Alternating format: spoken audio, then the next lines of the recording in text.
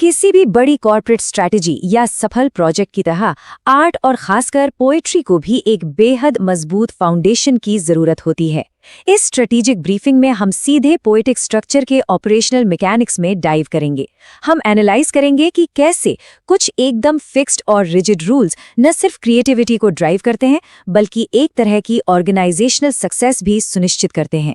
तो आइए बिना किसी देरी के इस एनालिसिस की शुरुआत करते हैं।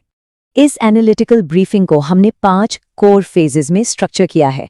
हम रिदम के बेसिक वर्कफ्लो से शुरू करेंगे, फिर रिसोर्स एलोकेशन और ग्रिड मैपिंग को देखेंगे और फाइनली एक रियल वर्ल्ड केस स्टडी के जरिए समझेंगे कि कैसे ये फिक्स्ड फ्रेमवर्क्स रिलायबल आउटकम्स और क्रिएटिव फ्रीडम देते हैं। तो चलिए फेज 1 की तरफ बढ़ते हैं, वर्कफ्लोज ऑफ रिदमिक आर्किटेक्चर। यहाँ हम उस कोर ऑपरेशनल फ्रेमवर्क को डिफाइन करेंगे जो हमारे पूरे एनालिसिस का बेस है। गजल की दुनिया में बहर एक ऐसा टर्म है जो फाउंडेशन का काम करता है। अगर इसे हम कॉर्पोरेट टर्म्स में समझें तो बहर बिल्कुल एक स्टैंडर्ड ऑपरेटिंग प्रोसीजर यानी एसओपी की तरह काम करता है। ये भारी और हल्की ध्वनि इकाइयों यानी हैवी और लाइट साउंड्स की एक ऐसी फ्रीक्वेंसी और पैटर्न तय करता है जिसे बार बार रिपीट होना ही है। जैसे किसी बिजनेस में क्वालिटी कंट्रोल के लिए एक सेट प्रोसेस होती है, ठीक वैसे ही पोएट्री की स्ट्रक्चरल इंटेग्रिटी को बनाए रखने के लिए इस रिदमिक वर्कफ्लो का होना बहुत ही क्रूशियल है।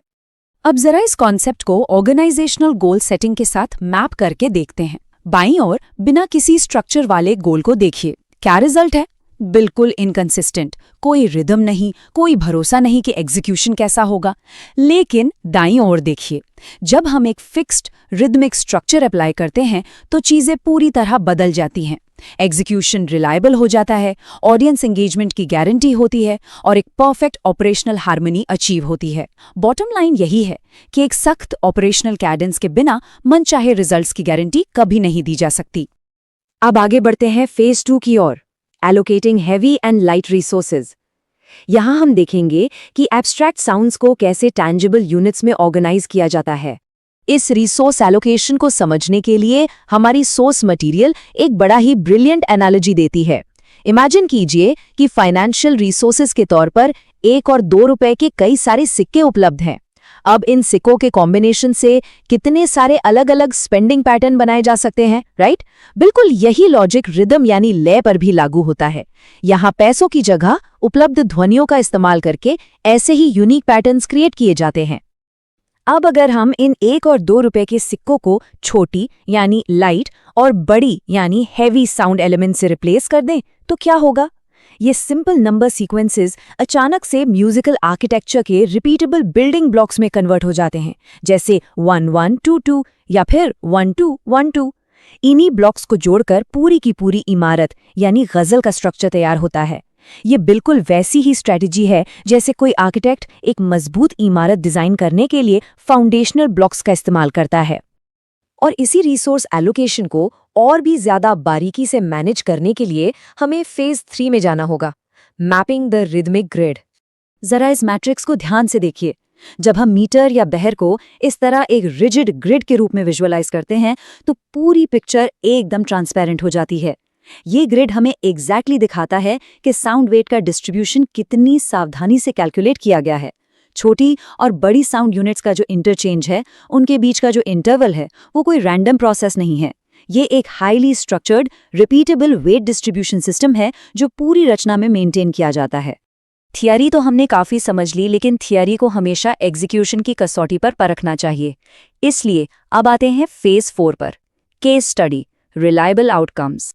इस थ्योरी को एक real world operational case study के जरिए समझते हैं। एक बहुत ही क्लासिक और पॉपुलर हिंदी फिल्म का गाना है, 100 बार जन्म लेंगे 100 बार फना होंगे, ए जाने वफा फिर भी हम तुम न जुदा होंगे। ये सिर्फ एक खूबसूरत गाना नहीं है, बल्कि हमारे इस अंडरलाइंग रिदमिक वर्कफ्लो को एक्शन में एनालाइज करने के लिए एक परफेक्ट एग्जाम्पल है।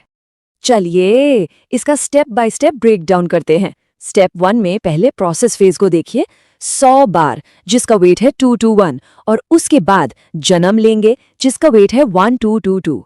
अब स्टेप 2 में अगली लाइन देखिए, 100 बार फिर से 2-2-1 का पैटर्न फॉलो करता है और फना होंगे फिर से 1-2-2-2। फाइनली स्टेप 3 में हम इस पूरे वर्कफ्लो को एग्जीक्यूट करते हैं। यही 2-2-1 और 1-2-2-2 का फिक्स्ड पैटर्न हर एक लाइन पर अप्लाई होता है। ये साफ तौर पर साबित करता है कि जब हम एक सेट ऑपरेशनल पैटर्न को सख्ती से फॉलो करते हैं तो क्वालिटी और लिसनर एंगेजमेंट हमेशा कंसिस्टेंट रहते हैं। यहाँ सबसे क्रूशियल बात है ऑपरेशनल कंसिस्टेंसी। किसी भी मॉडल को सक्सेसफुल बनाने के लिए ये मैंडेटरी है। गाने की आगे की लाइंस को ही ले लीजिए, जैसे किस्मत हमें मिलने से।